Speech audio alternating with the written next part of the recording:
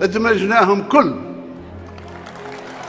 صبحوا بمناصب رسمية، ما يقارب 500 ألف، ما يقارب 500 ألف شاب وشابة دمجناهم في القطاع العام إدارة، القطاع العام اقتصادي، حتى القطاع الخاص الاقتصادي.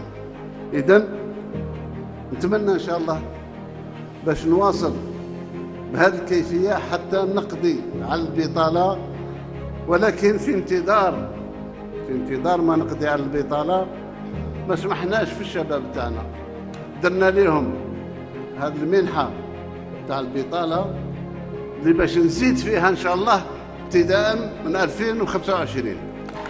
بدات 1,300,000 سنتيم، طلعناها 1,500,000 باش تقرب 2 ملايين إن شاء الله في 25.